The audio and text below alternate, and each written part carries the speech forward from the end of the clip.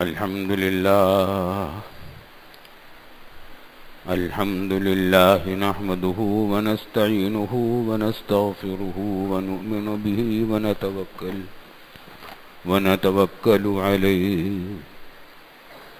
ونعوذ بالله من شرور أنفسنا ومن سيئات أعمالنا من يهده الله فلا مضل له ومن يضلله فلا هادي له ونشهد أن لا إله إلا الله وحده لا شريك له ونشهد أن سيدنا وسندنا ومولانا محمدا عبده ورسوله صلى الله تعالى عليه وعلى آله وصحبه أجمعين وسلم تسليما كثيرا كثيرا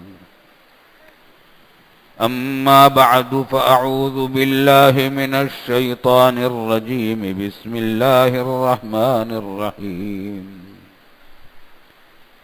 يا أيها الذين آمنوا اتقوا الله حق تقاته ولا تموتن إلا وأنتم مسلمون واعتصموا بحبل الله جميعا ولا تفرقوا واذكروا نعمة الله عليكم إذ كنتم أعداء فألف بين قلوبكم فأصبحتم بنعمته إخوانا وكنتم على شفا حفرة من النار فأنقذكم منها كذلك يبين الله لكم آياته لعلكم تهتدون. بزرگان محترم اور برادران عزیز، جو آیتیں میں نے اس وقت تلاوت کی ہیں، کئی جمعوں سے ان پر بیان چل رہا ہے۔ اللہ رب العالمین کا ارشاد ہے، ایمان والوں سے خطاب ہے کہ ایمان والو تم تقوی اختیار کرو اللہ کا، اللہ کے نافرمانی سے ڈرو، بچو، حق ادا کر دو تقوی کا، اور تقوی کا حق حسن بصری رحمۃ اللہ علیہ نے یہ بتایا کہ اللہ کی اطاعت کریں، نافرمانی نہ کریں، ذکر کریں، یاد رکھیں، اس کو فراموش نہ کریں، اور اس کا شکر ادا کریں، ناشکری نہ کریں اس کی نعمتوں کی۔ یہ تقوی کا حق ہے۔ وَلَا تَمُوتُنَّ إِلَّا وَأَنْتُمْ مُسْلِمُونَ، اور تمہارگز تمہاری موت نہ آئے مگر اس حالت میں کہ تم اسلام میں ہو، مسلمان ہو۔ اگرچہ موت تو ہمارے اختیار میں نہیں، لیکن قرآن کریم میں بتلا رہا ہے کہ تم اپنے آپ کو بچاؤ ایسی موت سے جو حالت کفر پر ہو، اسلام سے باہر ہو۔ اس کا طریقہ کیا ہے کہ اپنے اسلام کی حفاظت کرو، اپنے دین کی حفاظت کرو، اپنے دین پر قائم رہو، تو پھر اسلام ہی کی حالت میں موت آئے گی، دین ہی کی حالت پر موت آئے گی۔ ایسا نہیں ہوتا کہ کوئی آدمی پکا مسلمان تھا سال بھر، عمر بھر، اور آخر میں اس کو اللہ تعالیٰ کفر میں بھیج دیں، اس کا عقیدہ خراب کر دیں اور پھر جہنم میں پھینک دیں۔ ایسا نہیں ہوتا۔ جو شخص اپنی زندگی میں پکا مسلمان ہو تو پھر آخر میں بھی اس کی موت حالت اسلام ہی پر آتی ہے، خاتمہ بالخیر ہی ہوتا ہے۔ اور خاتمہ بالخیر ہونے کی ایک علامت یہ فرمائی رسول اللہ صلی اللہ علیہ وسلم نے کہ من کان آخر کلامہ لا الہ الا اللہ دخل الجنہ، جس کا سب سے آخری کلام لا الہ الا اللہ ہو وہ جنت میں داخل ہوگا۔ لیکن اس کا مطلب یہ نہیں ہے کہ اگر کوئی کلمہ طیبہ تو پڑھتا ہے، اس پر ایمان بھی رکھتا ہے، عقیدہ بھی رکھتا ہے، عمل بھی اس دین کے مطابق کرتا ہے، اور وقت پر اس کو لا الہ الا اللہ پڑھنے کا موقع نہیں ملا، بے ہوش تھا اسی حالت میں جان نکل گئی، سویا ہوا تھا اسی حالت میں جان نکل گئی، حادثہ پیش آ گیا اچانک، کلمہ پڑھنے کی نوبت نہ آئی، اس پر کوئی مواخذہ نہیں ہے۔ یہ تو اس کی بات ہے کہ موقع ملے آدمی کو کلمہ طیبہ پڑھنے کا، پھر وہ کلمہ طیبہ پڑھ کر موت آئے، تو پھر دخل الجنہ، اس کا وہ جنت میں دخول ضرور داخل ہوگا۔ بات میں بات یاد آتی ہے، صحابہ کرام حضرت معاذ بن جبل رضی اللہ تعالی عنہ کو بھی حضور صلی اللہ علیہ وسلم نے یہ خبر سنائی تھی، اور پھر حضور صلی اللہ علیہ وسلم سے اور یہ بھی خبر دی تھی کہ جو شخص شہادتین کا قائل ہو جائے، لا الہ الا اللہ محمد رسول اللہ کا، تو پھر اللہ تعالیٰ کے اوپر حق یہ ہو جاتا ہے اس کو جنت میں ضرور بھیجیں گے۔ تو حضرت معاذ بن جبل رضی اللہ تعالیٰ عنہ نے پوچھا حضور صلی اللہ علیہ وسلم سے کہ میں لوگوں کو نہ بتلا دوں یہ بات؟ فرمایا کہ نہیں۔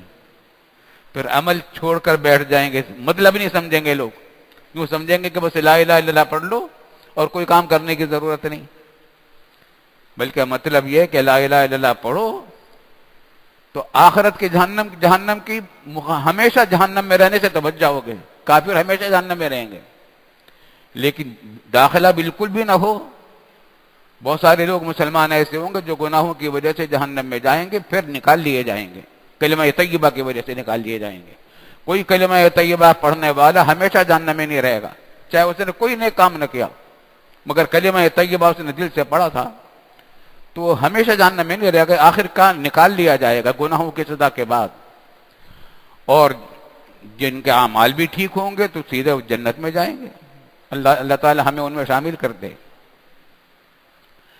تو حضرت معاذ بن جبل کو منع کر دیا کہ عام لوگوں کو یہ بات مت بتانا، لوگ اس کا مطلب نہیں سمجھیں گے، عمل چھوڑ کر بیٹھ جائیں گے۔ تو پھر انتقال کے جب وقت قریب آیا تو خاص لوگوں کو جمع کیا اور پھر حضور صلی اللہ علیہ وسلم کی حدیث سنائی۔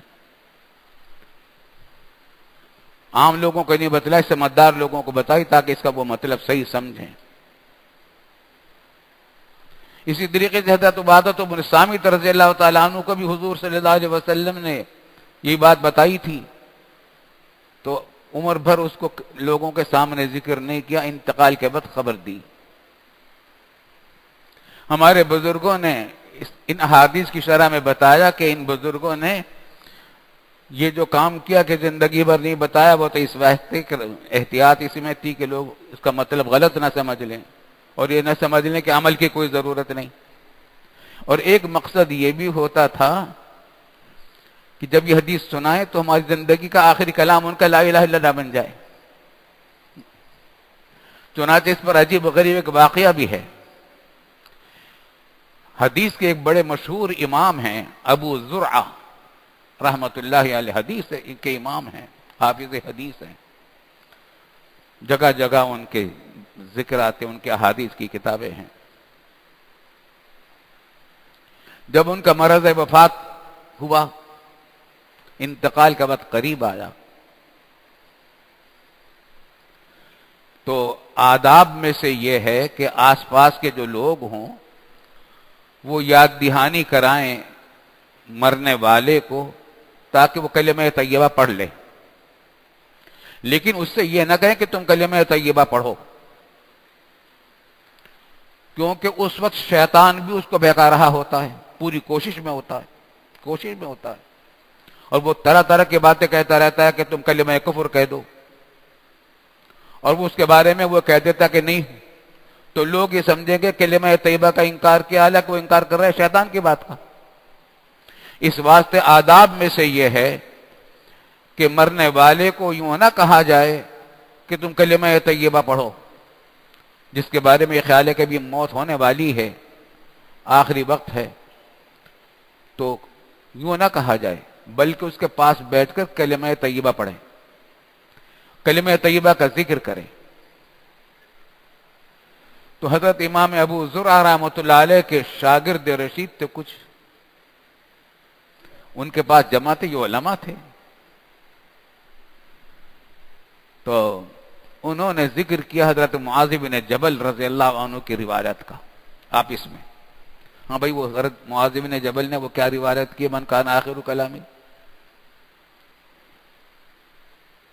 اور حضرت کی طرف دیکھا، انہوں نے کہا کہ ہاں حدثنی فلان قال حدثنی فلان قال حدثنی فلان قال فلان قال معاذ بن جبل قال رسول اللہ صلی اللہ علیہ وسلم من کان آخر کلامہ لا الہ الا اللہ، یہ کہتا جان نکل گئی. دخل الجنہ، فرشتوں نے کہا ہوگا. حدیث کیا ہے؟ جس نے کہا آخری کلام جس کا ہے لا الہ الا اللہ، جس نے سب سے آخری کلام کیا لا الہ الا اللہ، دخل الجنہ، وہ جنت میں ضرور داخل ہوگا.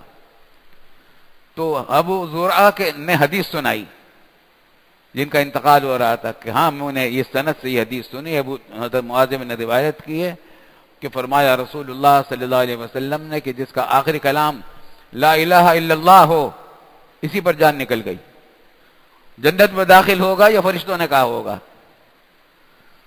تو الحمدللہ وَلَا تَمُوتُنَّ إِلَّا وَأَنْتُمْ مُسْلِمُونَ، تمہاری موت نہ آئے مگر حالت اسلام میں آئے. اپنے اعمال کو ٹھیک رکھو گے، حالت اسلامی پر موت آئے گی. کلمہ طیبہ نصیب ہو گیا تو بہت نور علی نور، بڑی خوش نصیبی کی بات ہے. آخری وقت میں نصیب ہو گیا پڑھنا، لیکن اگر کسی کو وقت نہیں ملا تو اس پر کوئی مواخذہ نہیں ہے، اس کے نیک اعمال ہیں. وَاعْتَصِمُوا بِحَبْلِ اللَّهِ جَمِيعًا وَلَا تَفَرَّقُوا، اور اللہ کی رسی کو مضبوطی سے تھام لو. اللہ کی رسی کیا ہے؟ دین اسلام ہے. اور دین اسلام کیا؟ وہ قرآن حکیم اور حضور صلی اللہ علیہ وسلم کی سنت، اس کی جس نے قرآن کی تشریح کر دی. تو اللہ کی رسی کو مضبوطی سے تھام لو. جب مضبوطی سے تھام لو گے تو متحد رہو گے، سارے مل کے تھام لو، کوئی الگ نہ رہے اس رسی سے، اسی رسی کو تھام لو. ولا تفرقوا، اور پھوٹ نہ ڈالو آپ اس میں. میں کہہ رہا تھا پچھلے جمعہ کو کہ اتحاد اور اتفاق اتنی اچھی چیز ہے کہ سب اس کی تعریف کرتے ہیں. جتنے لوگ لڑنے والے ہیں ان سب سے پوچھو اتحاد اچھی چیز ہے کہ ہاں بہت اچھی چیز ہے. اب کتنے جھگڑے ہو رہے ہیں، کتنی سیاسی جماعتیں ایک دوسرے کے خلاف کیا کیا باتیں کر رہی ہیں، لیڈر کیسی کیسی زبان استعمال کر رہے ہیں الیاذ باللہ، اور طرح طرح کے اختلافات پھیلے ہوئے ہیں. ہر ایک سے پوچھو جو بھی لڑ رہا ہے کہ بھئی اتباع تو بہت اچھی چیز ہے، اتباع کرنا چاہیے، کہاں ہونا چاہیے، بالکل بہت اچھی چیز ہے، بہت اچھی چیز ہے. اچھا بھائی کیسے ہو؟ میری بات مان لو، سب میرے اوپر متحد ہو جائے تو اتفاق ہو جائے گا. وہ بھی یہ کہتا ہے کہ میری بات مان لو، وہ بھی یہ کہتا ہے کہ میری بات مان لو، اتفاق نہیں ہو پاتا. اگر کوئی اپنی منمانی چلانا چاہے گا، منمانی چلانے والوں پر اتحاد نہیں ہوا کرتا. اپنے سب کے سب اللہ کے سپرد کر دو اپنے رب کو، اپنے رب کے سپرد کر دو اپنے معاملات کو. جو وہ کہہ رہا ہے وہ کر دو، اسی کی رسی کو مضبوطی سے تھام لو، اتفاق ہو جائے گا، اتحاد ہو جائے گا.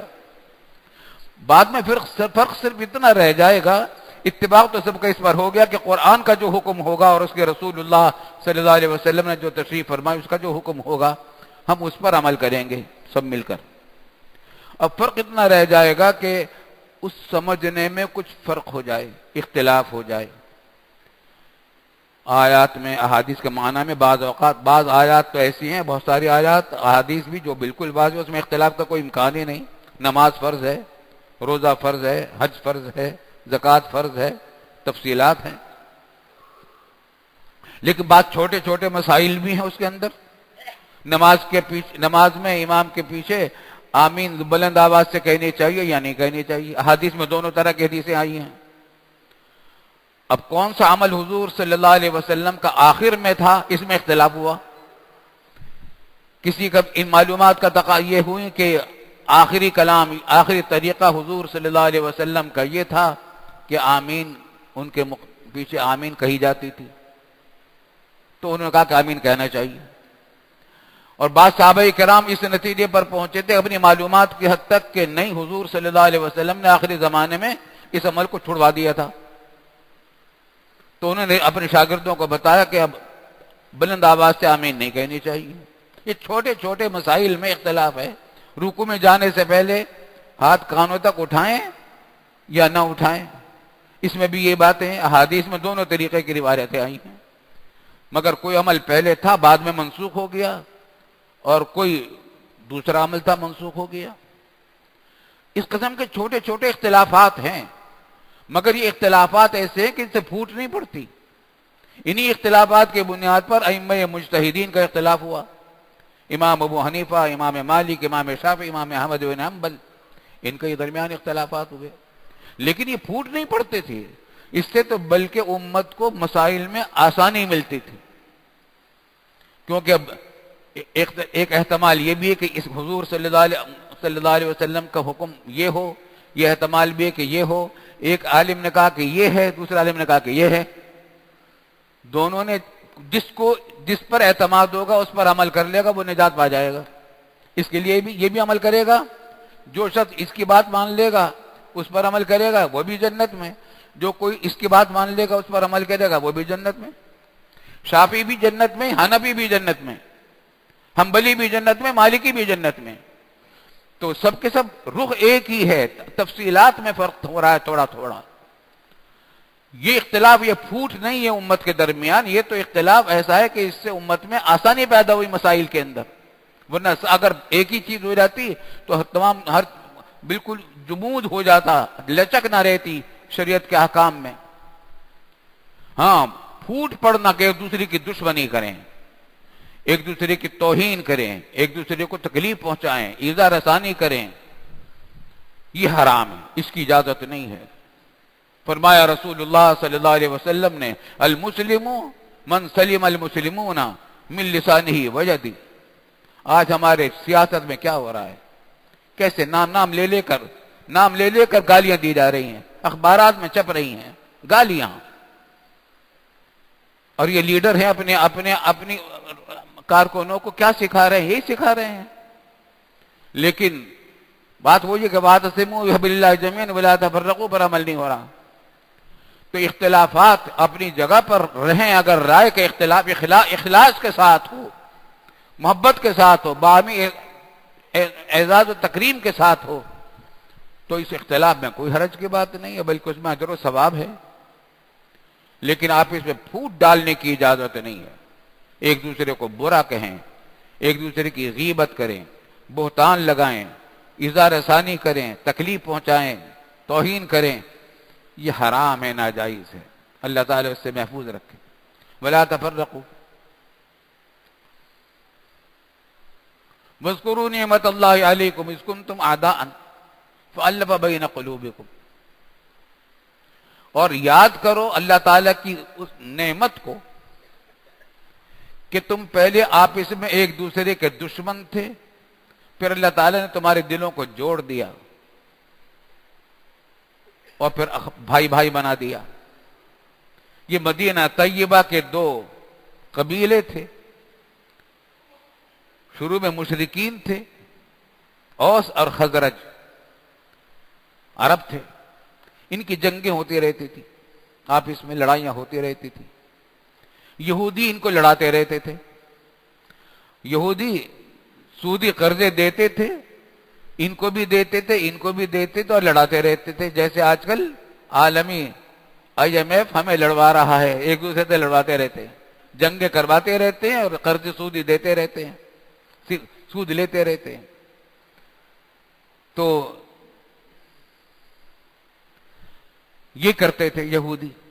اور آپس میں اگر کبھی کچھ اتفاق اور اتحاد پیدا ہو جاتا تھا، لڑائی جھگڑا نہیں ہوتا تھا کچھ عرصے، تو یہ حرکت کرتے تھے کہ کچھ یہودی اوس کے قبیلے میں چلے گئے خزرج کا لباس پہن کر راتوں رات، اور انہوں نے وہاں کچھ تیر ویر پھینک دیے اور کوئی مال لوٹ لیا اور واپس آ گئے اپنی کون سی بستیوں میں؟